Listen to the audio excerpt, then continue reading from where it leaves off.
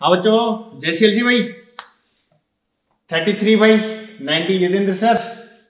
तो excretory system and locomotion, इसके दो पार्ट एक्सक्रीटरी सिस्टम के प्रोवाइड करवाई और आज दूसरा पार्ट अपना लोकोमोशन मूवमेंट एंड लोकोमोशन का रहेगा। ठीक है, तो संकल्पित रहें आप, समर्पित रहेगी CLC। इस मुहिम के तहत एक ऑनलाइन प्लेटफॉर्म 2020 का CLC के द्वारा स्टार्ट किया गया था और कुशलता पूर्वक जो है 12th का सिलेबस की अगर मैं बात कर लूं तो अपन ने एक फेज जो है 22 नवंबर को 12th का कंप्लीट भी कर दिया था और इसी प्रकार अब हर सप्ताह एक एक फेज जो है वो लैंड होता जा रहा है, उसका सिलेबस कंप्लीट होता जा रहा है। अगर कोई स्टूडेंट जिसने 2021 में जिसको नीट देना है या कोई बच्चा जिसने 2020 में 10th पास किया है, अगर उन्होंने भी अभी तक कोचिंग ज्वाइन नहीं की है, क्लासेज स्टार्ट नहीं किए हैं, तो यदेंद्र सर बच्चों को एडवांस में अपन बता दें कि 17 ऑफ दिसंबर को हमारा अगला बैच चालू हो रहा है और लास्ट बैच जो है वो 24 दिसंबर को रहेगा।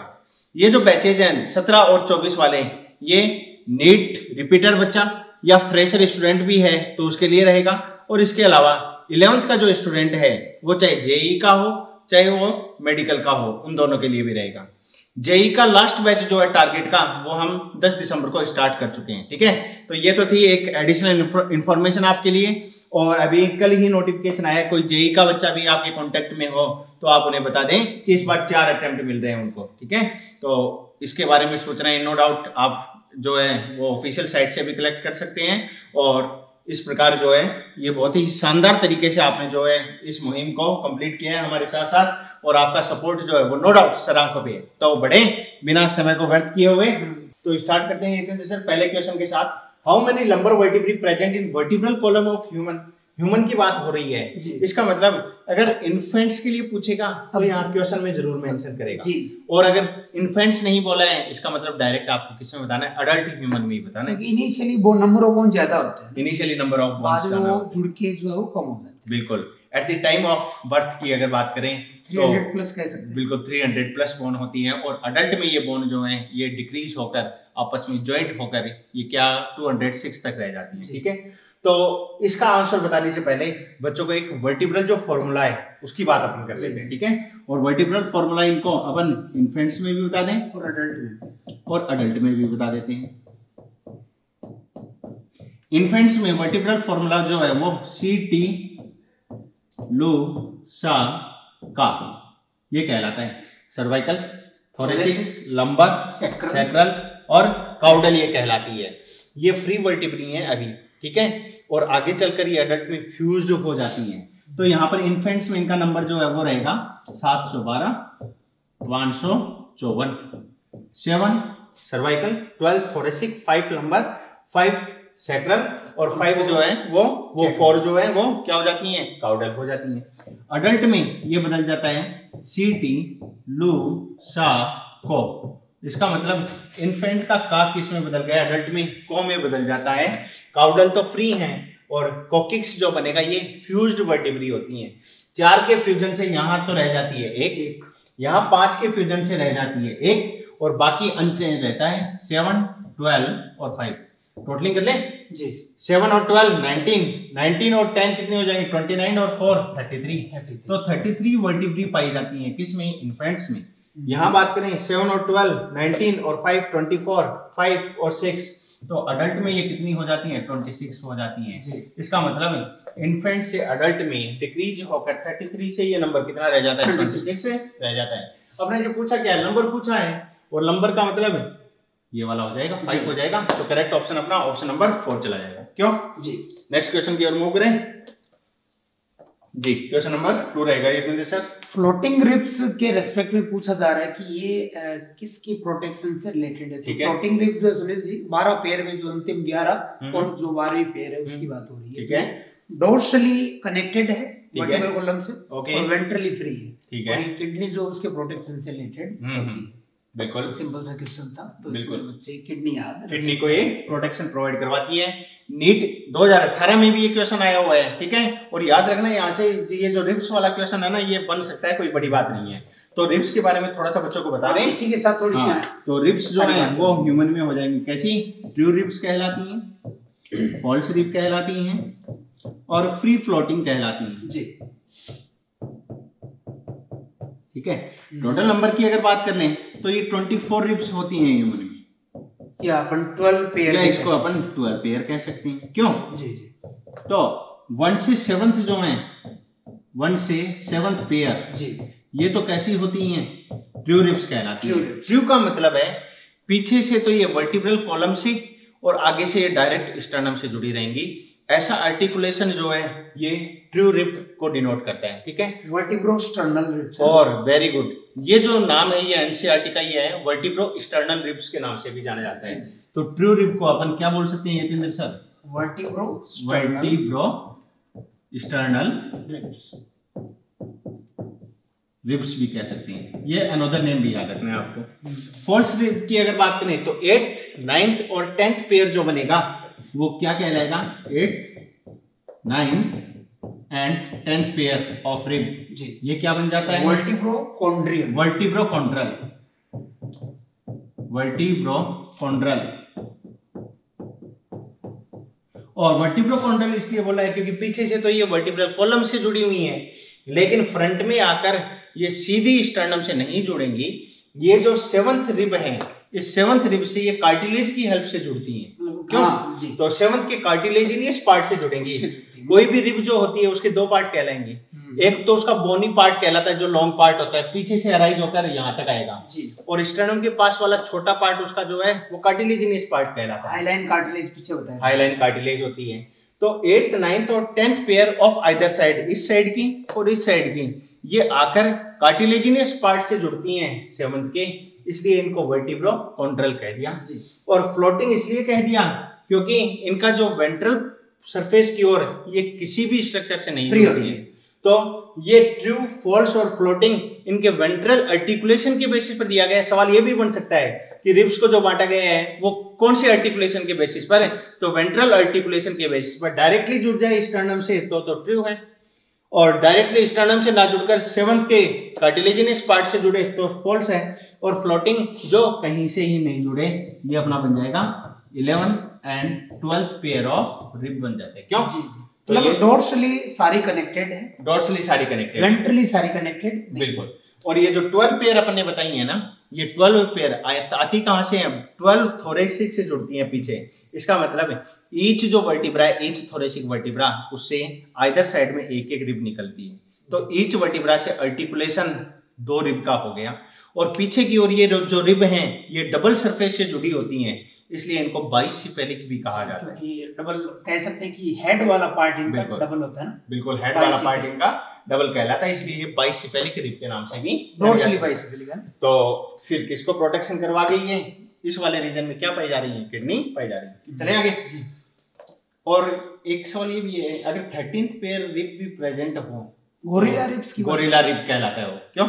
वैसे कई बार कुछ लोगों में हो सकता है, आरपीएमटी में पहले पूछा जाता था, इस समय नहीं आता ये क्वेश्चन। नेक्स्ट क्वेश्चन नंबर 3 जी sir, which is the only movable skull bone other than auditory ossicle, मतलब ईयर ओसिकल के अलावा। हाँ, तो ear ossicle, malleus, incus, stapes, एक तो इनका तीनों का ऑर्डर याद रखना है, लेकिन ये सवाल उससे रिलेटेड नहीं है। मैं तो केवल इसलिए बता रहा हूँ क्योंकि जो ऑडिटरी कैविटी है, जो मिडल ईयर है, वहां पर पाई जाने वाली ये जो 3 ईयर ओसिकल हैं ये मूवेबल होती हैं, क्योंकि एनवायरमेंटल जो साउंड वेव्स आ रही हैं ये स्ट्राइक करेंगे टिम्पेनिक मेम्ब्रेन को। टिम्पेनिक मेम्ब्रेन के जो वाइब्रेशन है ये पास होते हैं किसको? मेलियस को। मेलियस से जाएंगे ये फिर इनकस को, फिर ये स्टेपिज को। तो ये तीनों ही ईयर ओसिकल जो मूवेबल होती हैं। और यहाँ पर Yatindra sir head region, skull खोपड़ी की बात कर ली जाती है, तो यहाँ 2 चीजें हैं, टोटल नंबर ऑफ बोन, कभी कभी इसको 22 भी कहा जाता है, और कुछ ऑथर्स के अकॉर्डिंग जो है ये 29 भी होता है। इसलिए एनसीईआरटी ने ऐसा लिखा भी है, बिल्कुल, जिसमें क्रेनियल और फेशियल लिख के 22 बताया, 22। फिर आगे लिख रखा है कि इसमें एडिशनली हायोइड और ईयर ओसिकल भी इंक्लूड होती है। कुछ ऑथर्स जो हैं हायोइड और ईयर ओसिकल भी इंक्लूड करते हैं। तो आप ये मानकर चलिए, अगर ऐसा सवाल बनता है कि स्कल में टोटल नंबर ऑफ बोन कितनी है, तो भैया ऑप्शन एक ही मिलेगा, या तो मिलेगा 22 या मिलेगा 29। दोनों ऑप्शन एक साथ मिलेंगे, दोनों ऑप्शन एक साथ नहीं मिलेंगे। अब ये जो बात आ रही है कि 22, उस 22 में 14 तो फेशियल होती हैं, और उसके अलावा जो 8 होती हैं वो अपनी क्रेनियल कहलाती है, frontal, parietal, occipital, temporal, sphenoid और एथेमोइड। ये क्या बन जाती हैं? 8 क्रेनियल बॉन्ड्स बन जाती हैं। इसके अलावा 14 फेशियल होती हैं, उनके नंबर की बात करनी नहीं है, बहुत ज्यादा डिटेल में हो जाएगा। और कुछ ऑथर्स ईयर ओसिकल को भी इसके अंदर मान लेते हैं, तो 22 और 6 28 हो गया। और एक हायोइड बोन जो है उसको भी स्केल में इंक्लूड किया है। हायोइड बोन ऐसी बोन यू शेप्ड जो किसी से आर्टिकुलेट नहीं करती, बिल्कुल किसी से भी आर्टिकुलेशन इसका नहीं होता है। तो ये हो जाएगा कि ओनली मूवेबल स्कल बोन, और मूवेबल स्कल बोन ये नीचे वाले जबड़े की बन जाती है जिसे मैंडिबल कहा जाता है। और अपर जो है जिसे मैक्सिला कहा जाता है। यहाँ पर एक चीज और याद रख लेना, ये जो मैंडिबल है ये एक सिंगल बोन होती है कंप्लीट, ठीक है। लेकिन मैक्सिला के 2 हाफ होते हैं, एक मैक्सिला इधर एक मैक्सिला इधर, ठीक है। तो ये जो मैंडिबल वाला पार्ट है ये मूवेबल बोन कहलाती है। बाकी स्कल की कोई भी बोन जो है वो मूवेबल नहीं है, एक्सेप्ट किसको हटा दिया उन्होंने, auditory ossicle, ear ossicle, malleus incus stapes को हटा दिया है। तो अपना कौन सा चला जाएगा, मैंडिबल करेक्ट आंसर। क्यों? नेक्स्ट क्वेश्चन नंबर 4 जी सर। सैडल जॉइंट की बात की जा रही है, और सैडल जॉइंट जो है वो हमारे फोर लिम्ब में जो थंब वाला पार्ट है, इसमें जो आपका कार्पल और मेटाकार्पल है इसके अंदर मौजूद होता है। बिल्कुल, तो थंब में कार्पल एंड मेटाकार्पल चला जाएगा। इसलिए जो ये एक स्पेसिफिक फीचर भी प्रोवाइड कर रहा है जो अपनी ग्रेस्पिंग पावर है, क्योंकि बोलते हैं ना इवोल्यूशन के दौरान हमारा जो थंब है ये अपोजेबल हो गया। अपोजेबल हो गया कहने का मतलब, पहले जो कपी पाए जा रहे थे, एप्स थे, उनमें ये किस प्रकार का था, इस टाइप के कहला रहा था, ठीक है। अपना जो है इस टाइप का है, उनमें किस टाइप का था, इस टाइप का कहला रहा था, ठीक है। तो ये जो है थंब का इवोल्यूशन के दौरान किस प्रकार का हो गया, अपोजेबल हो गया। ये पाम है, पहले तो ये पाम के पैरेलल कहला रहा था, अब ये पाम के क्या हो गया है, 90 डिग्री पर हो गया है, इसको अपोजेबल थंब कहा जाता है। क्यों? तो ये जो जॉइंट्स हैं इनसे रिलेटेड क्वेश्चन आगे भी आएंगे, तो बच्चों को थोड़ा सा जॉइंट के बारे में एक बार बता ही देते हैं। क्यों? जॉइंट्स की अगर बात करें यतेंद्र सर, तो मूवेबिलिटी के अकॉर्डिंग इन जॉइंट्स को बांटा गया है फाइब्रस में, ये होते हैं कार्टिलेजिनियस,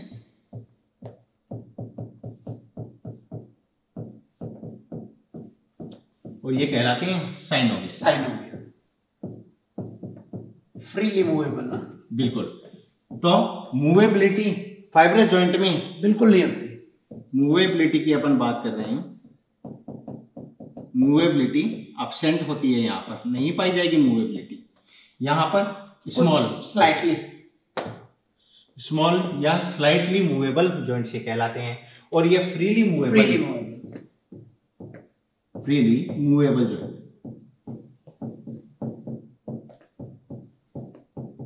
क्यों? उनको परफेक्ट जॉइंट भी कह सकते हैं, इनको परफेक्ट जॉइंट भी कहा जाता है, क्योंकि यहाँ पर कोई भी मूवमेंट पॉसिबल नहीं होता है। फाइब्रस जॉइंट के एग्जांपल की अगर बात करें, तो जो क्रेनियम है, उन क्रेनियल बॉन्ड्स के बीच में जो जॉइंट पाया जाता है, जिसे सूचर के नाम से जाना जाता है, वो फाइब्रस का एग्जांपल बन जाएगा, तो सूचर्स हो जाएगा। मतलब एक तरीके से डेंस टाइप के जो टिश्यू हैं, कोलेजन वाले हैं, उनको जोड़ के रखते हैं। बिल्कुल। और इसके अलावा गोम्फोसिस जो है वो भी फाइब्रस जॉइंट का ही एग्जांपल कहलाता है। What is gomphosis? ये टीथ जबड़ों में जहां पर धसे हुए हैं, तो टीथ हिलते हैं क्या किसी के? नहीं हिलते ना भैया, तो ये भी कैसा है, इमूवेबल टाइप, सॉकेट्स के अंदर। हाँ, सॉकेट के अंदर। तो गोम्फोसिस इसका एग्जांपल बन जाएगा। गोम्फोसिस वैसे पूछा नहीं जाएगा बच्चों से, सूचर आपको जरूर याद रखना है, ठीक है। तो सूचर तो क्या हो गया, क्रेनियल बोन के बीच में हो गया, दो क्रेनियल बोन आपस में कनेक्टेड रहेंगी इस सूचर के द्वारा। और गोम्फोसिस जो है वो सॉकेट जॉइंट कहलाता है, टीथ का किसके अंदर, जबड़ों के अंदर। कार्टिलेजिनस जो जॉइंट है, यहाँ पर स्लाइट मूवमेंट पॉसिबल होता है। क्यों? कार्टिलेज की कंप्रेशन, और कार्टिलेज का पैड पाया जाता है एक्चुअल में दो बोन के बीच में। तो जो अपनी पेल्विक गर्डल हैं, इन पेल्विक गर्डल की प्यूबिक बोन जहां आपस में कनेक्ट होती हैं, वो प्यूबिक सिम्फाइसिस कार्टिलेजिनस का एग्जांपल है। ऐसे ही दो वर्टिब्रा के बीच में इंटरवर्टिब्रल जो डिस्क पाई जाती है, वो भी कार्टिलेजिनस का एग्जांपल है। तो स्मॉल मूवमेंट यहाँ पर होता ही है। और एग्जांपल की अगर बात करें तो क्या हो जाएगा, इंटरवर्टिब्रल डिस्क, इंटरवर्टिब्रल डिस्क। और इसके अलावा यतेंद्र सर, इसके अलावा आपका प्यूबिक सिम्फाइसिस, प्यूबिक सिम्फाइसिस, ठीक है। और साइनोवियल की अगर बात कर लें तो यतेंद्र सर ने यहाँ दो बोन नो डाउट आपको बता दी यहाँ पर, और इन दो बोन को कनेक्ट करने वाली ये क्या पाई जाती है, साइनोवियल मेम्ब्रेन। और यहाँ जो कैविटी होती है, इसमें भरा हुआ फ्लूइड जो है साइनोवियल फ्लूइड कहलाता है। ये कैविटी क्या बन जाती है, साइनोवियल कैविटी बन जाती है।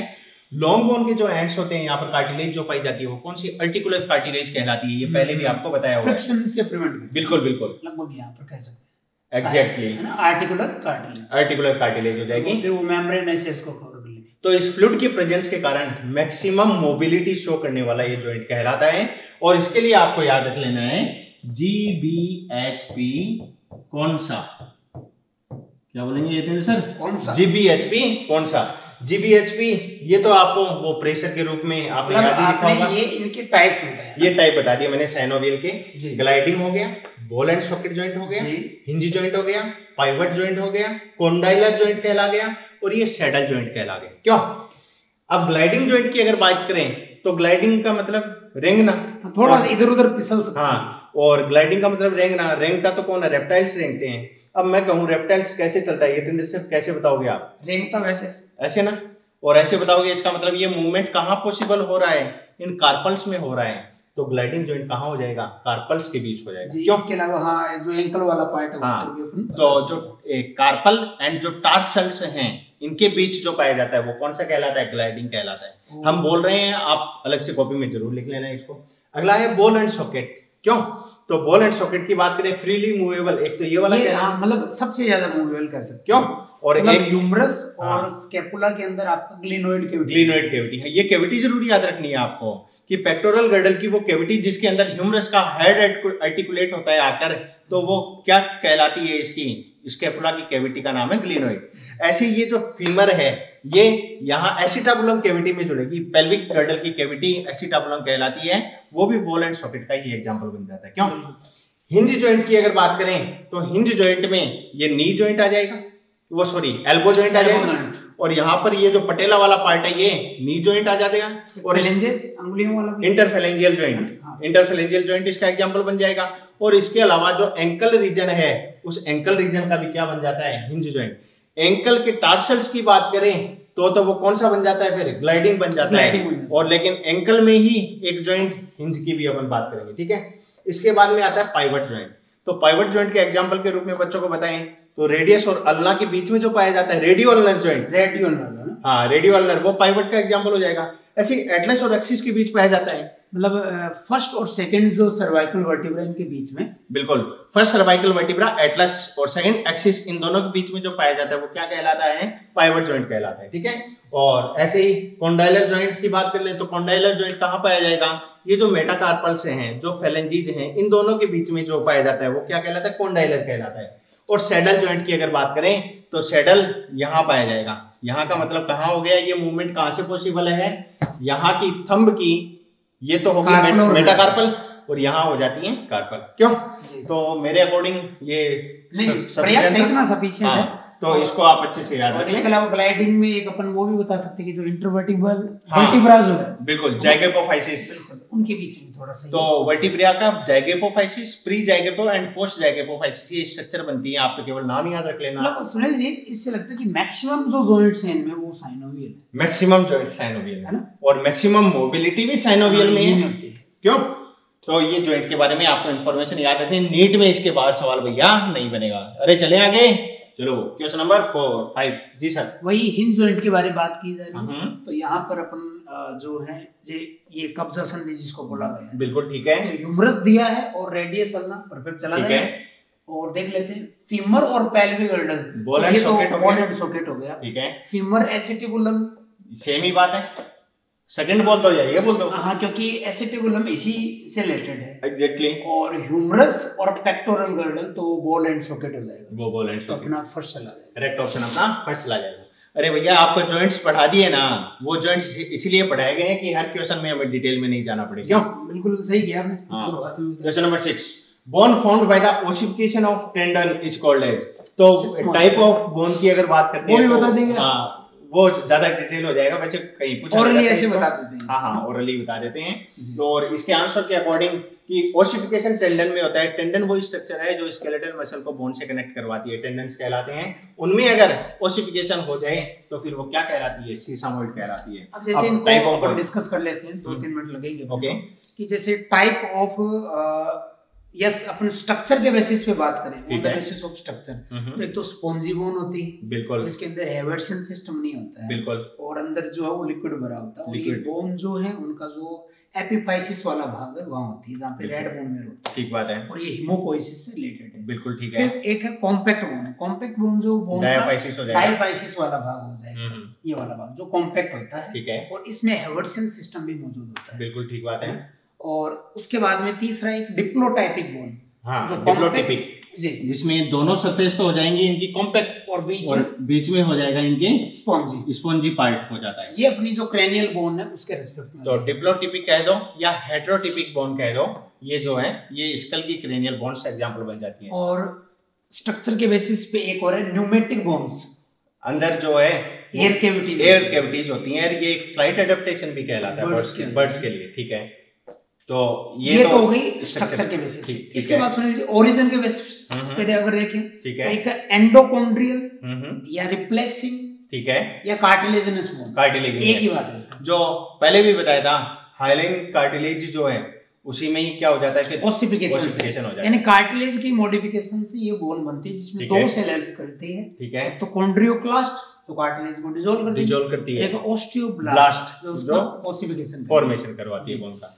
इसमें ह्यूमरस है, रेडियस अल्ना है, फीमर है और अपना वर्टिब्रल कॉलम वाली वर्टिब्रा है, रिब्स है।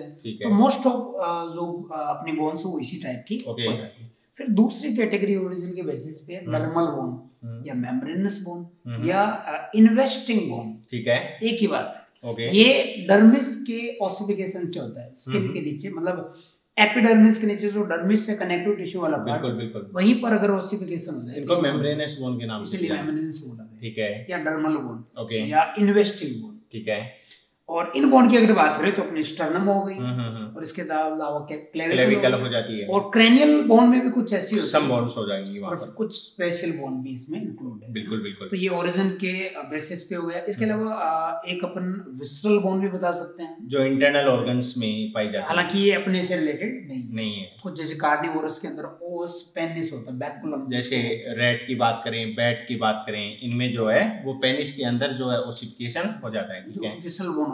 और ऐसे एक आया था ये वाला, हाँ, ओरिजिन के basis ossification of tendon sesamoid bone, sesamoid bone बन जाती है। ठीक है, एक 2018 में एक क्वेश्चन आया था ये sir, structure of long bone के बेसिस पर अगर बात कर लेना तो बच्चों को एक बार ये रीजन जो है ये क्लियरली अपन थोड़ा सा डिफाइन कर देते हैं इसको। क्यों? तो ये वाला जो रीजन बनेगा इस बोन का, जहां पर एक होलो कैविटी पाई जाती है, ठीक है, एक रीजन तो ये सर ये बन गया, और एक रीजन अपना बन जाता है दिस पार्ट जी, और ऐसा ही पार्ट एक इधर भी मिलेगा हमको। क्यों जी? अब अपन कलर थोड़ा सा चेंज कर ये वाला रीजन जो है इसके अंदर जो है वो ट्रेबेकुली प्रेजेंट होती है, ट्रेबेकुली जिसमें बोन मेरो, और बोन मेरो भी बच्चों याद रखना आरबीएम, रेड बोन मेरो यहाँ पर पाया जाता है। ये स्पंजी बोन बनाता है इस बोन का, और इसको क्या कहा जाता है? एपीफाइसिस के नाम से। क्यों जी?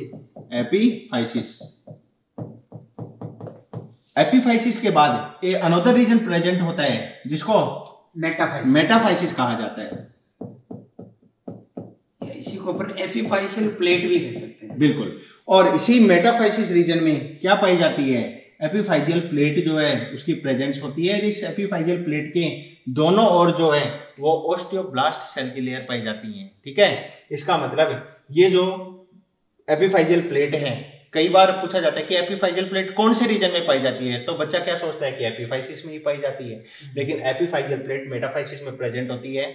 जो ग्रोविंग बोन्स होती हैं जिनमें अभी ग्रोथ चल रही है उनमें ये मेटाफाइसिस रीजन बना रहेगा, उनमें एपीफाइजियल प्लेट प्रेजेंट होगी, लेकिन ग्रोथ हो गई है कंप्लीटली तो अडल्ट में केवल एपीफाइसिस, और ये वाला जो रीजन है डायाफाइसिस, ये वाला रीजन ही प्रेजेंट होगा। कॉम्पैक्ट बोन, बोन की साफ्ट। बिल्कुल बिल्कुल, तो ये वाला रीजन डायाफाइसिस प्रेजेंट होगा। तो अडल्ट में दो ही रीजन मिलेंगे, एपीफाइसिस और डायाफाइसिस, लेकिन जो ग्रोविंग बोन्स है जिनमें अभी ग्रोथ चल रही है उसमें तीन रीजन पाए जाते हैं, एपीफाइसिस, मेटाफाइसिस, डायाफाइसिस। ठीक है, यानी ये बोन का ग्रोथ जोन है ना, ये बोन का ग्रोथ जोन है जिसका टारगेट ग्रोथ हार्मोन, मतलब ग्रोथ हार्मोन इसी को टारगेट करता है। बिल्कुल ठीक बात है, जिसकी वजह से ये वाला पार्ट जो है यहाँ की सेल में ग्रोथ होता है, और ये यहाँ की कैविटी कहलाई जाएगी बोन मेरो कैविटी। यहाँ भरा हुआ जो सब्सटेंस है वो येलो बोन मेरो कहलाता है। चले आगे, क्वेश्चन नंबर 7 रहेगा, उसका आंसर बता दिया था ना आपने, सिस्मोइड। क्वेश्चन नंबर 7 रहेगा बच्चों, which of the following is genetic disorder. Genetic disorder की बात करें तो इसमें से तो कौन सा चला जाएगा? Muscular dystrophy. ठीक है, डिस्ट्रोफिन प्रोटीन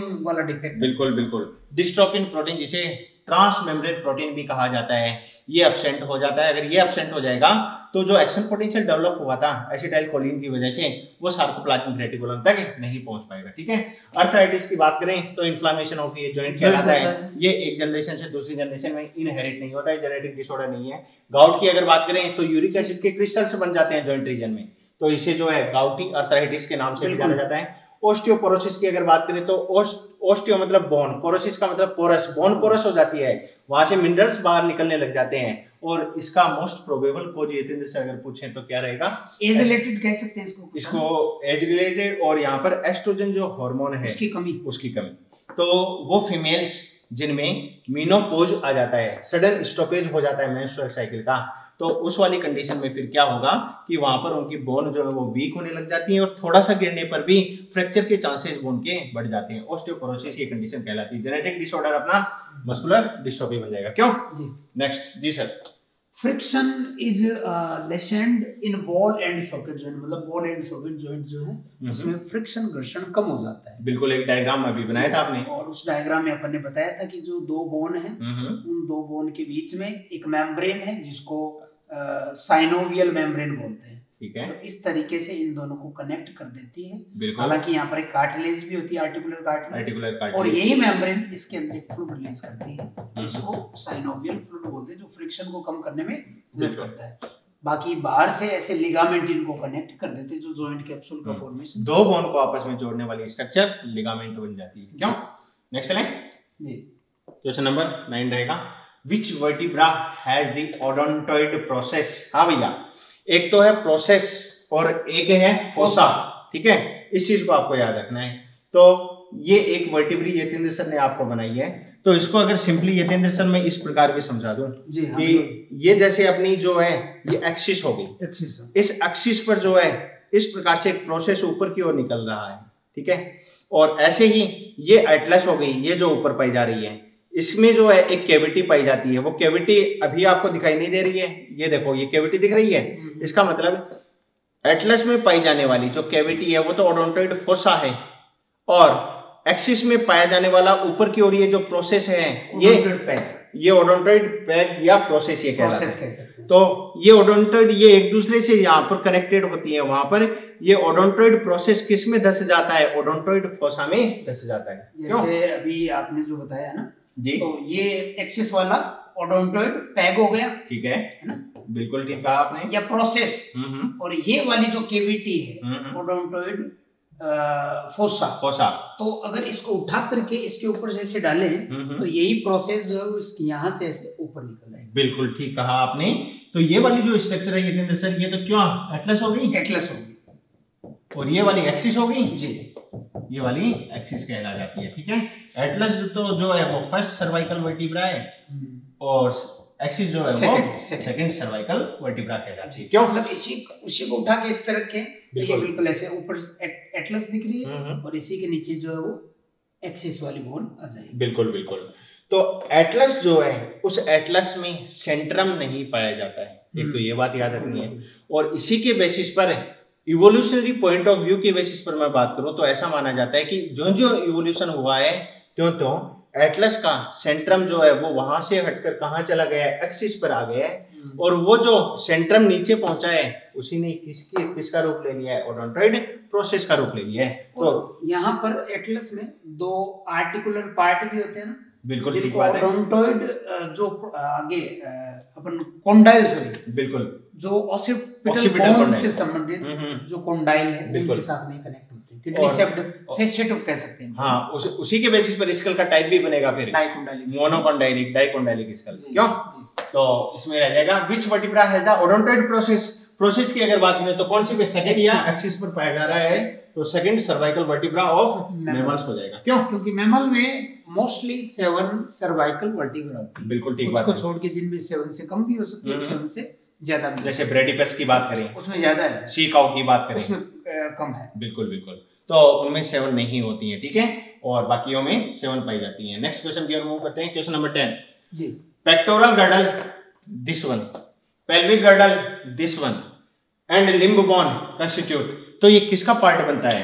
तो ये अपेंडिकुलर ना, ये अपेंडिकुलर स्केलेटन बन जाएगा। दो हो गए, एक तो सेंटर में जो एक्सियल स्केलेटन, बिल्कुल बिल्कुल, इसमें 80 बोन है ना, 80 बोन हो जाएंगे, और बाकी गर्डल की बोन और लिम्ब की बोन आपकी अपेंडिकुलर 126, बिल्कुल, और 126 और 80 कितना हो जाता है, 206 हो जाता है। ये टोटल नंबर ऑफ बोन्स है।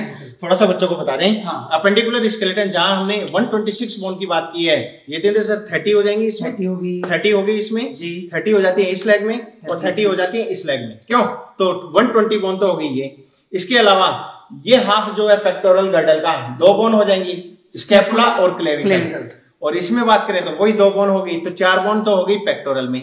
यहां बात करें तो each half of pelvic girdle is combination of 3 bone, coccygeal bone, बिल्कुल, इनको कॉक्जल बोन के कंबाइंड रूप से इनको कॉक्जल भी कहा जाता है। और वैसे ये कॉम्बिनेशन इलियम, इस्चियम और प्यूबिस का कहलाता है। तो एक बोन तो इस पेल्विक गर्डल की, एक बोन इस पेल्विक गर्डल की। पेक्टोरल में कितनी? Total 4 bone. पेल्विक में कितनी? Total 2 bone. तो 4 और 2 6 हो गई, और 30 30 60 और 30 इस लेग में, 30 इस लेग में, ये कितना हो जाता है? 126 हो जाता है। ठीक है। और एक्सियल की अगर बात कर लें तो चल तो पड़े ही है, बता देते हैं 80 बोन ये भी। तो स्कल की अगर बात करें तो अपन ने बोल दिया 29 बोन्स पाई जाती हैं, जिसमें 8 आपकी क्रेनियल, बिल्कुल, और 14 फेशियल, बिल्कुल, 6 ईयरोसिकल्स, हाँ, और एक हायोइड, एक हायोइड हो जाएगी। तो स्कल में तो हो गई भैया 29। फिर से बता रहे हैं, आप ये मत कहना कि एनसीईआरटी में स्कल में 22 लिखा हुआ है। दोनों चीजें जो हैं वो पॉसिबल हैं, कुछ होता है लिखी भी है बात, बिल्कुल। और इसके अलावा अपन वर्टिब्रल कॉलम की अगर बात कर लें, अडल्ट में बता देते हैं, अडल्ट में ये 26 हो जाएंगे। क्यों? रिब्स की बात कर लेते हैं, 24, तो रिब्स हो जाती है ये तीन सर अपनी कितनी?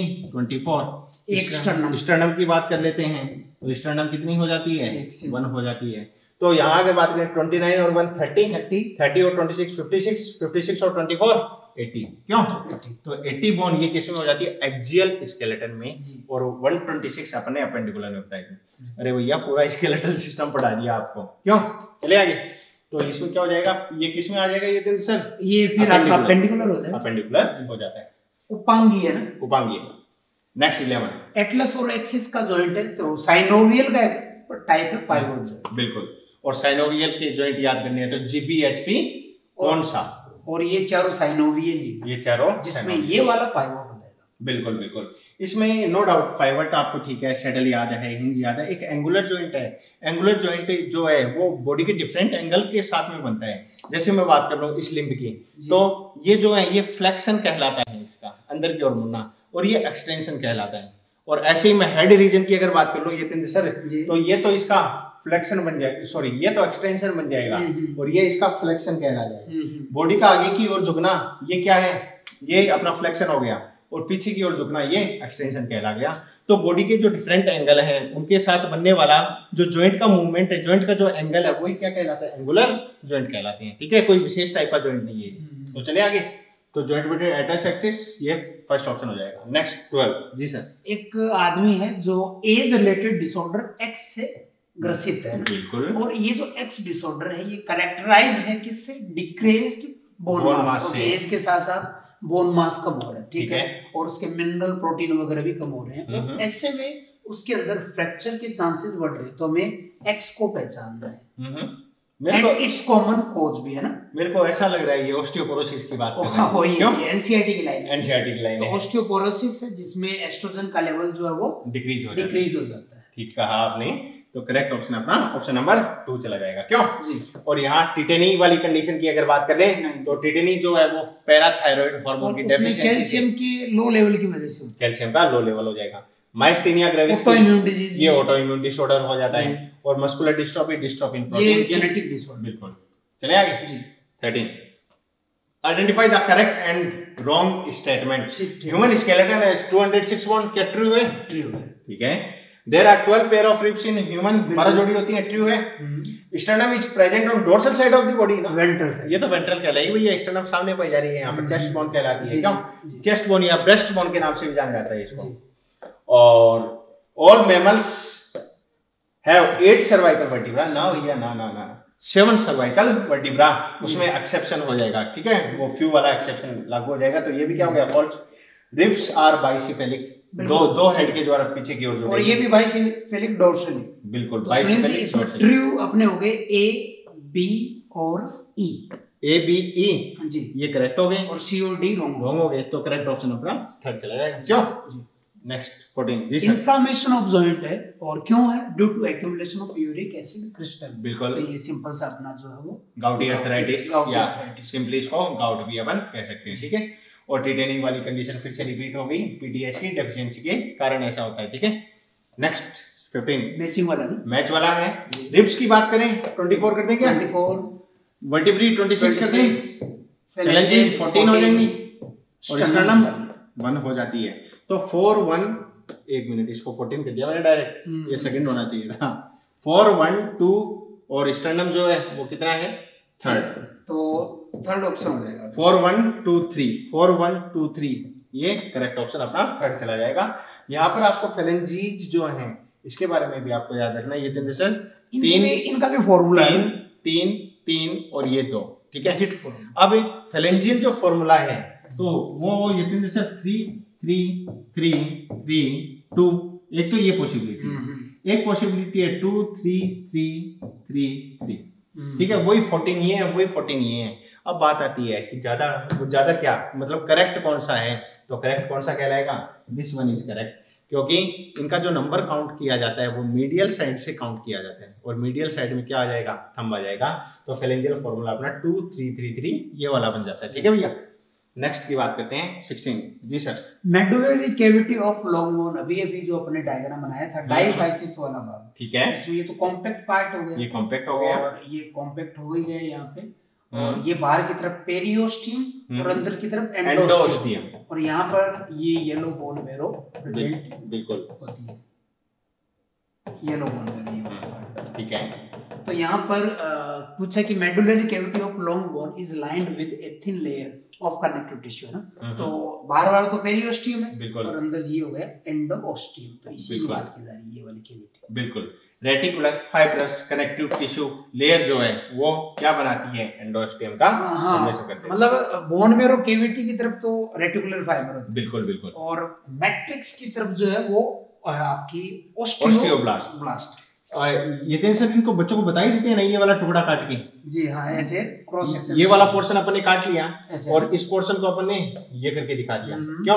ये अपन मतलब ऐसे कट कर लेते हैं, हाँ, ये पूरा क्रॉस सेक्शन हो गया। हाँ, ये क्रॉस सेक्शन आ गया इसका। इसमें सबसे बाहर की तरफ हो गया आपका पेरियोस्टियम, और पेरियोस्टियम में भी ये तीन से 2 लेयर बनेगी। बाहर की ओर तो WFCT white fibrous connective tissue की लेयर जी, और इसके अंदर की ओर ओस्टियोब्लास्ट हो जाएगी, ओस्टियोब्लास्ट की लेयर होगी, ठीक है। फिर यहाँ पर मैट्रिक्स वाला पार्ट है जिसमें हेवर्शियन सिस्टम, और कहने का मतलब ये कॉम्पैक्ट बोन में ही पाया जाएगा हेवर्शियन सिस्टम, ठीक है। फिर मतलब ये हो गई मैट्रिक्स, कलर चेंज कर दें जी जी।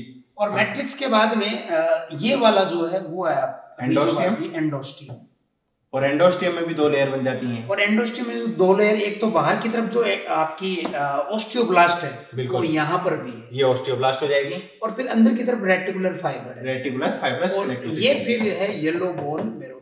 तो सबसे बाहर पेरियोस्टियम, फिर मैट्रिक्स, फिर एंडोस्टियम और फिर बोन मैरो, फिर बोन मैरो। अब सुनील जी यहाँ पर बोन फॉर्मिंग सेल बाहर भी और अंदर भी, इसका मतलब बोन बाहर से अंदर भी ग्रोथ कर रही है और अंदर से बाहर भी। ये पहले भी हमने बताया था, बाई डायरेक्शनल बोन की ग्रोथ बाई डायरेक्शनल, कार्टिलेज की ग्रोथ यूनिडायरेक्शनल, क्योंकि कॉन्ड्रोब्लास्ट सेल जो है वो बाहर की तरफ होती है और बीच में जो है उनकी कोई कैविटी होती नहीं है भैया। ऐसे चले आगे, तो आंसर इसका कौन सा चला गया? एंडोस्टियम चला गया।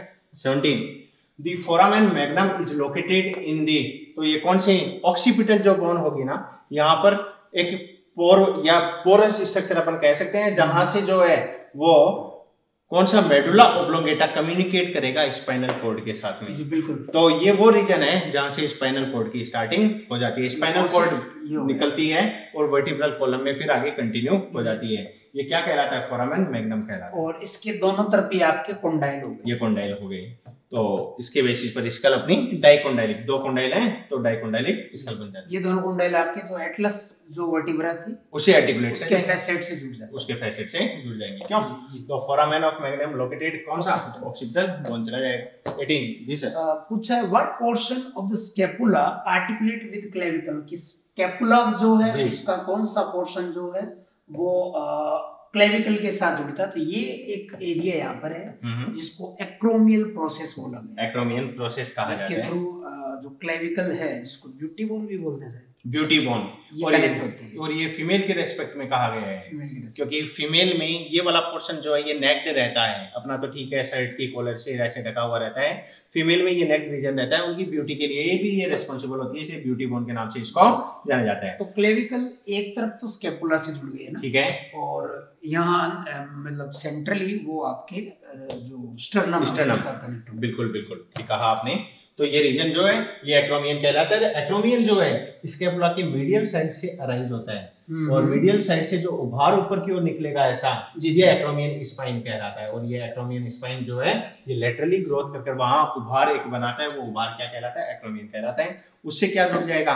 क्लेविकल, और इसी एक्रोमियन के ठीक नीचे ये सर वो कैविटी बन जाती है अपनी, ग्लिनोइड कैविटी, जहाँ पे ह्यूमरस का हेड आकर जुड़ जाएगा, ग्लिनोइड कैविटी। नेक्स्ट ले, नी कैप का टेक्निकल नेम है ना पटेला, सीधा चला जाएगा। अच्छा, वो आंसर भी वो कवर, हाँ वो सीसामोइड बोन के मॉडिफिकेशन से बनी है, सीसामोइड बोन कहलाती है। जी। The type of joint that is distinguished by having fluid filled joint cavity, और ऐसे जॉइंट क्या कहलाते हैं भैया?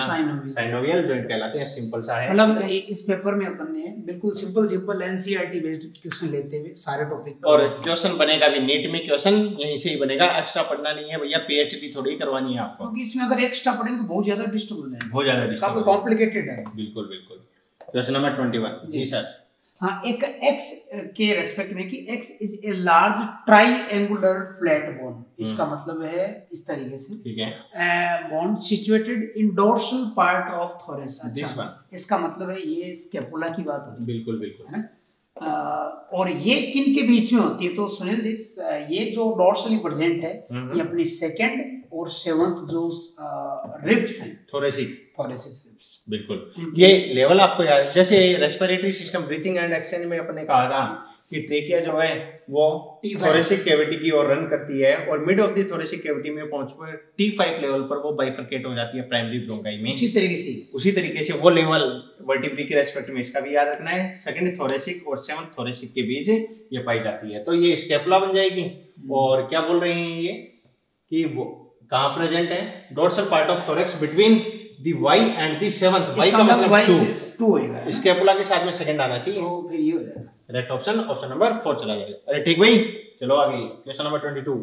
The cup shaped cavity for the articulation of the head of femur, बिल्कुल ये आपको बता ही दिया था, वो एसिटाबुलम कैविटी कहलाती है। और एक चीज और कि वो जो कैविटी सुन जी, उसके रेस्पेक्ट में बच्चे एक चीज और ये याद रख सकते हैं कि वो कैविटी कितनी बोन मिलकर के बनी है ना, बिल्कुल 2 बोन की कॉम्बिनेशन से वो होगी। ये वाली जो कैविटी है एसिटाबुलम, हाँ, तो इसमें अपन जो है वो तीनों बोन को इंक्लूड कर लेंगे। हाँ बिल्कुल, इलियम, इस्चियम और प्यूबिस। और एक जो आपने अभी 2 बताया वो ऑब्टूरेटर जो फोरामेन, ऑब्टूरेटर फोरामेन, वो इनके कॉम्बिनेशन, वो 2 के कॉम्बिनेशन से बन गया। और ऑब्टूरेटर फोरामेन वो रीजन है जहां से एब्डोमेन और जो लिम्स वाला पार्ट है यहाँ पर ब्लड वेसल्स और नर्व की सप्लाई होती है, और इसके अलावा थोड़ी टेंडन वगैरह भी, बिल्कुल वो भी पास आउट होती है। इन ओपनिंग के लिए बच्चे अच्छे से याद रख सकते हैं कौन सी ओपनिंग कितने बोन से बनी हुई है। बिल्कुल। नेक्स्ट चलें जी, क्वेश्चन नंबर 23। सिंपल सा क्वेश्चन है। In this given diagram A B C D, ये थे सर, A को अपन फीमर दे दें क्या?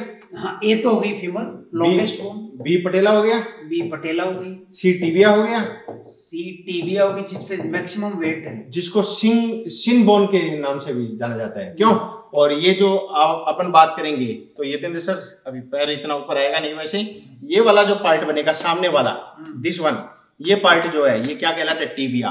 और फिबुला की अगर बात करें तो लेटरली साइड में इसी में ही सेंट रीजन में जो पाई जाती है वो फिबुला कहलाती है। इसका मतलब B हो गई फिबुला। क्यों? जरा ए बताना, फीमर है क्या? तो ए फीमर, B पटेला, B पटेला है, C टिबिया, C टिबिया है, करेक्ट ऑप्शन ये चला जाएगा बिल्कुल, D फिबुला। नेक्स्ट 24 जी सर। अच्छा, ये डायग्राम पहले वाला हाइंड लिम्ब का था और ये गर्डल के साथ में फोर लिम्ब का हो गया, तो इसमें अभी अपन देख लेते हैं कि ये क्लेविकल हो गई, ठीक है, और C ह्यूमरस हो गई, C ह्यूमरस है, और उसके बाद में B स्कैपुला हो गई, B, अच्छा ये स्कैपुला हो गई, ये स्कैपुला हो गया, और उसके बाद में D और E है, रेडियस और अल्ना के रेस्पेक्ट में बात की जा रही है, तो D वाली जो वो रेडियस हो गई और ये वाली अल्ना हो गई। फिर ये F वाला पार्ट जो है कार्पल्स और ये वाला मेटाकार्पल्स हो गई। तो इसके अकॉर्डिंग सिंपल सा क्वेश्चन है एनसीईआरटी में, ए फर्स्ट वर्टिब्रा गलत है जी, ए स्केपुला है क्या? नहीं। क्लेविकल है। ए इलियम है क्या? नहीं। ए क्लेविकल, ए क्लेविकल, एक ही ऑप्शन। बी स्केपुला, सी ह्यूमरस, डी रेडियस, ई अल्ना और एफ कार्पल और मेटाकार्पल। इसमें आपको सबसे इंपॉर्टेंट बात है ये याद रखनी है भैया, ये जो थंब की तरफ पाई जाती है, थंब की तरफ मतलब ये वाला अंगूठा है और अंदर वाली जो बोन यहाँ पर बनेगी और ये कौन सी कहलाती है? रेडियस कहलाती है। और जो छोटी वाली अंगुली की तरफ मिलेगी बाहर की ओर, ये अल्लाह कहलाती है। या इसको आप ऐसे भी याद रख सकते हो। ये सर बच्चों को थोड़ा सा कंफ्यूजन नहीं हो, अपन बता दें कि ये गोला है, इस गोले के सेंटर से पेरिफेरी की ओर ये इसकी रेडियस कहलाती है। अब अगर मैं इसको मेरी हथेली को इस गोले पर लगाकर फिर मैं रेडियस को मापना चाहूँ, तो इसको यहाँ पर लगाकर अगर इससे मापना चाहूँ रेडियस, तो इस प्रकार से रेडियस हॉरिजॉन्टल नहीं आएगी बिल्कुल, ये अंगुली नहीं आ रही है टिल्ट होकर। लेकिन यहाँ अगर बात करूँ तो ऑपोजिबल थंब है, तो थंब जो है वो रेडियस को मापने में काम आ रहा है, तो थंब की तरफ वाली रेडियस बन जाएगी। ऐसे ट्रिक याद रख लो। क्यों? चले आगे क्वेश्चन नंबर 25 जी। ये स्कल का ना लेवलिंग वाला क्वेश्चन। बिल्कुल। तो ये तो फ्रंटल हो गई, ये वाली पैरेटल, ठीक है। ये मैक्सिला, ये अपर जो मैक्सिला, ये हायोइड। तो ए का हायोइड दे रखा है, नो भाई नो। ए का मैक्सिला दिया हुआ है क्या? पैरेटल होना चाहिए, तो ऑप्शन नंबर 4 करेक्ट है। और भी अगर बता दें तो ये जो है आपकी टेम्पोरल हो जाएगी, ये ऑक्सीपिटल हो जाएगी, और उसके बाद में ये अगर मैक्सिला है तो ये मैंडिबुलर हो जाएगी। दिस वन इज मैंडिबुलर, ये वाली मैंडिबुलर हो जाती है, ठीक है। और यहाँ पर अगर बात कर लें तो ये वाली जो है ये अपनी स्फिनोइड, और ये वाली जो बोन बनेगी ये एथेमोइड कहलाती है। ये वाली स्फिनोइड है, ये वाली एथेमोइड कहलाती है। क्यों? और ये यहाँ पर जो है ये नेजल बोन बनी जाती है। एथेमोइड जो सर ने देखा वो इंटरनली है। हाँ, ये वाली मत समझ लेना अभी। हाँ, ये नहीं है, ये वाला अंदर वाले, ये वाला पोर्शन जो है ये एथेमोइड का बन जाता है। चलिए आगे जी। Question number 26, What is not true about human skull? Dicondylic होती है। डाइकोंडाइलिक होती है। 6 ईयरोसिकल, बिल्कुल। It include 14 facial bone, hyoid bone not included। नहीं भैया, इंक्लूड की जाती है। तो करेक्ट ऑप्शन नंबर एम्फीबियन और मैमल में डाइकोंडाइलिक स्कल याद रखनी है। हाँ, एम्फीबिया और मैमल्स में डाइकोंडाइलिक होती है। उसके अलावा फिशिज, रेप्टाइल्स और एविज में मोनोकोंडाइलिक स्कल कहलाती है। नेक्स्ट 27, करेक्ट डिस्क्रिप्शन है, कुछ कोई पार्ट है ह्यूमन नॉर्मल स्केलेटन के, ठीक है। तो करेक्ट देखना अपने को। जी देखते हैं। Parietal bone and temporal bone of skull are joined by fibrous joint, अभी बात की भी की थी। सुचर्स जी। इमूवेबल या परफेक्ट जॉइंट है, परफेक्ट जॉइंट है। फर्स्ट वर्टिब्रा इज एक्सिस नहीं, नो भी नो, एटलस होना चाहिए। पहला एटलस और दूसरा जो है एक्सिस हो जाएगी, ठीक है। और जो एटलस है वो आर्टिकुलेट करती है ऑक्सीपिटल कोंडाइल के साथ, ठीक है। और फिर 9th और 10th pair of ribs are called floating, नहीं नो, 11th एंड 12th हो जाएगा। 8th 9th और 10th जो फॉल्स कहला रही है। Glenoid cavity is a depression to which humerus जुड़ती है ना, बिल्कुल। थाई बोन गलत हो, तो इसके अंदर अगर वहां पर थाई रखते हो तो यहाँ तो ऐसी डेवलप करना है, तब सही। और यहाँ पर अगर ग्लिनोइड रखते हो तो यहाँ पर आपको फीमर करना है। क्यों जी? चले आगे। तो अपर आर्म बोन हो जाएगी जी। नेक्स्ट 28 जी। Select the correct statement regarding the specific disorder of muscular और स्केलेटल सिस्टम की बात है। मायस्थीनिया ग्रेविस ऑटोइम्यून डिसऑर्डर है which inhibits sliding of myosin filament. Sliding का ऐसा कुछ ऐसा कोई भी, क्योंकि ये रिसेप्टर जो है उस पे एंटीबॉडी जनरेट होता है, वो डिस्ट्रॉय हो जाएंगे। तो उसी लेवल पर जो डीपोलराइजेशन को ही रोक देता है पूरा। बिल्कुल बिल्कुल। तो आपने के करेक्ट स्टेटमेंट देखना है, ये तो रॉन्ग हो गया। Inflammation of joint due to extra deposition of calcium uric acid के क्रिस्टल्स हो जाएंगे भैया, तो ये भी गलत हो गया। Muscular dystrophy age related shortening of a muscle कहलाता है। एज रिलेटेड ये डिस्ट्रोफिन प्रोटीन एज रिलेटेड नहीं है, वो तो ऑस्टियोपोरोसिस था। बिल्कुल। Osteoporosis decrease in bone mass and higher chance of fracture with advancing, ये वाला बिल्कुल ठीक बात है। एडवांसिंग एज के साथ में ये वाला करेक्ट ऑप्शन चला जाएगा। Next 29 ji.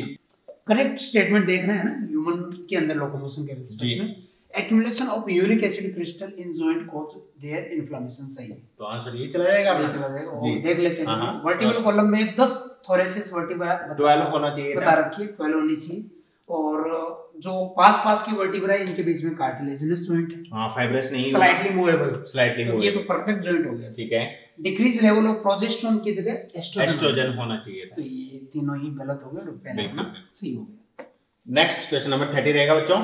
Osteomalacia is a deficiency disease of. तो यहाँ पर क्या देखा जाता है, ऑस्टियोमलेशिया वाली कंडीशन जो है ये विटामिन डी की डेफिशिएंसी हो जाती है। बच्चों में तो रिकेट्स बोलते हैं, बच्चों में इसे रिकेट्स कहा जाता है, और अडल्ट में ये क्या कहलाती है, ऑस्टियोमलेशिया कहलाती है। तो करेक्ट ऑप्शन थर्ड चला जाएगा। यानी विटामिन डी की अगर कमी होगी तो फिर इंटेस्टाइन जो है वहां से कैल्शियम का एब्जॉर्प्शन नहीं हो पाएगा, एब्जॉर्प्शन नहीं हो पाएगा, वीक हो जाएगी। बिल्कुल ठीक कहा आपने। और ये पहला ऑप्शन जस्ट दिया है, इन्फेंट तो नहीं होगा, due to protein energy malnutrition. इसके लिए अगर नाम देना चाहें तो प्रोटीन एनर्जी मालन्यूट्रिशन, इसमें अपन बात करें अकेले प्रोटीन की वजह से होगा तो क्वाशियोकोर कहला जाएगा। क्यों?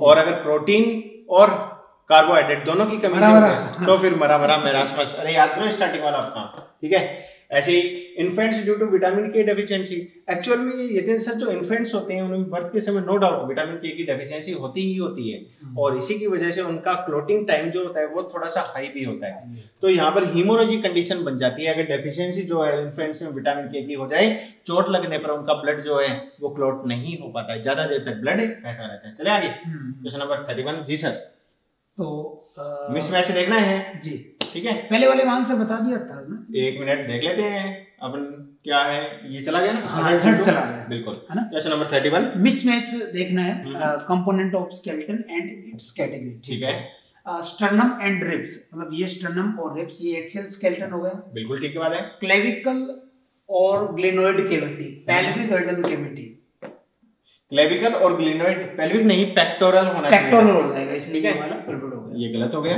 ह्यूमरस और अल्ना जो है अपेंडिकुलर स्केलेटन परफेक्ट है, बिल्कुल। ह्यूमरस एंड अल्ना अपेंडिकुलर में आएंगे। और मेलियस और स्टेपिज ईरोसिकल होगी, ईरोसिकल तो कोई इनकरेक्ट पूछे तो थर्ड मिसमैच सेकंड हो गया, ऑप्शन नंबर 2 चला जाएगा। क्यों? क्वेश्चन नंबर 32, वही है pair of joint and location is correctly match. तो ये दिन सर हिंज जॉइंट की अगर बात करें तो हिंज जॉइंट अपना बन जाएगा कौन सा, मतलब इसमें अपने को करेक्टली मैच देखना है, करेक्टली मैच। अच्छा, करेक्टली मैच नहीं करना है इनको। तो हिंज जॉइंट बिटवीन वर्टिब्रा नहीं, वर्टिब्रा के बीच में तो कौन सा, कार्टिलेजिनस जॉइंट।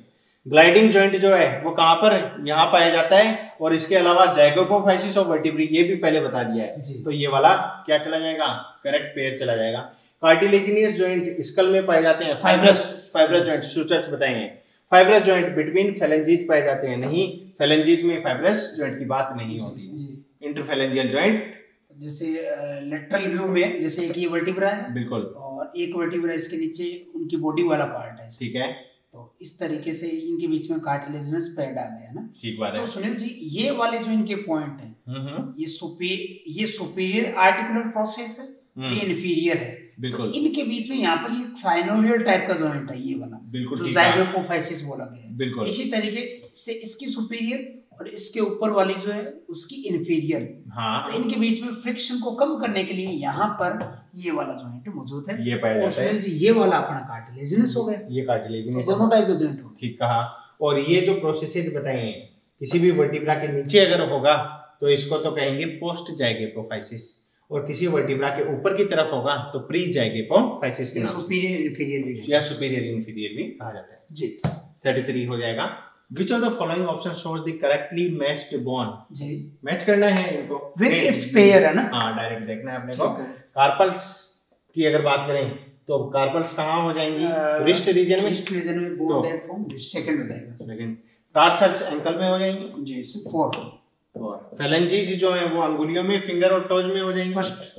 और मेटाटार्सल की अगर बात करें तो हथेली में हो जाती हैं, sole of feet, oh sorry tarsal पैर के सोल में, और मेटा कार्पल्स की बात कर लेना तो हथेली की बात आ जाती है, तो ये सोल वाला हो जाएगा। तो ये जो है ये अपना कौन सा आ गया, इतने सब थर्ड है ना, थर्ड। तो 2413 फर्स्ट ऑप्शन ही करेक्ट है। Next 34, in which option the number of bone of two corresponding part are not the same, ठीक है, सेम नहीं है। thick and upper arm, thigh and upper arm, तो वहां पर एक बोन हो गई, हाँ, सिंगल होगी, और ये वन होती है, ये वन होती है जी। सोल और पाल्म, यहाँ पर भी अपन 7 कह सकते हैं, बिल्कुल नहीं, सॉरी 5 है, तो सोल में 5 है, यहाँ पर 5 है, पाम में तो मेटाकार्पल, ये मेटाटार्सल, जी बिल्कुल ठीक है। और एंकल और रिस्ट, ये गड़बड़ हो गया, रिस्ट में तो 8 है और वहां पर 7 है, यहाँ एंकल में टार्सल्स कितनी होती हैं, 7 ही होती हैं, उस एक की कमी पटेला है ना, पटेला पूरी कर देते हैं। और लेग और आर्म में 30 होगी, यहाँ पर 30 है, यहाँ भी 30 है, क्यों जी? तो नेक्स्ट क्वेश्चन की ओर मूव करते हैं। इसका तो आंसर इसमें आंसर नोट द सेम पूछा था। हाँ, नोट द सेम का मतलब हो गया थर्ड नंबर जी। Next question number 35 last question रहेगा ये दिन sir. A cricket player is fast chasing a ball in the field. मतलब इस तरीके से बिल्कुल, हाँ ऐसे कह सकते हैं। या फिर ग्राउंडेड जा रही है गेंद तो उसके पीछे दौड़ रहा है केवल वो, ठीक है, ना तो वो झुका है ना ही उसने गेंद उठाई है, ठीक है, मतलब दौड़ रहा है उसके केवल दौड़ रहा है। क्योंकि यहाँ पर बोल दिया ना फास्ट चेज कर रहा है उसको। Which one of the following group of bone are directly contributing in this movement? इसका मतलब दौड़ने में जो पार्टिसिपेट करेंगे वो बोन अपने को बतानी है। तो फीमर हो गया, मेलियस नहीं भैया ये नहीं होना चाहिए था, बाकी तो ठीक है। पेल्विस, अल्ना का क्या रोल है ये दिन सर? कोई रोल नहीं है यहाँ पर। स्टर्नम क्या कोई रोल नहीं है भैया यहाँ पर, ठीक है। और ऐसे ही बात कर लें टार्सल, फीमर, मेटाटार्सल, टिबिया।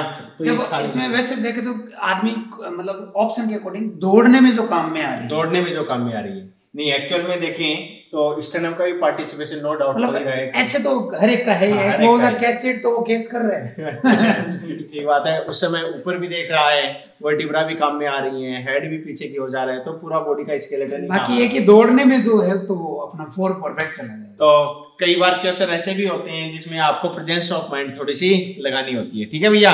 तो ये आज का लेक्चर जो है ये तो सर अपना कंप्लीट होता है। मसल कालक बता दिया था, ठीक है, और आज अपन ने बोन बता दिया। आज अपने बोन यहाँ पे कंप्लीट कर दिया। एनिमल किंगडम से शुरू हुआ था, बिल्कुल, फिर हिस्टोलॉजी हो गया, फिर अपना फिजियोलॉजी के अंदर डाइजेस्टिव, रेस्पिरेटरी, सर्कुलेटरी, एक्सक्रीटरी, बिल्कुल, और उसके लोकोमोशन, मूवमेंट एंड लोकोमोशन, ठीक है बच्चों। तो ये आज जो पोर्शन आपको करवाया है, नो डाउट आप जो है इसको एनसीईआरटी से भी अच्छे से स्टडी कर लें, और कंसेप्चुअल क्वेश्चन है सारे के सारे। हमने कोशिश की है मैक्सिमम थ्योरी भी आपको इसके साथ में करवाने की, ठीक है। तो मिलते हैं अगले लेक्चर में। जितेंद्र सर इजाजत ले बच्चों से। बिल्कुल, ओके, जय श्री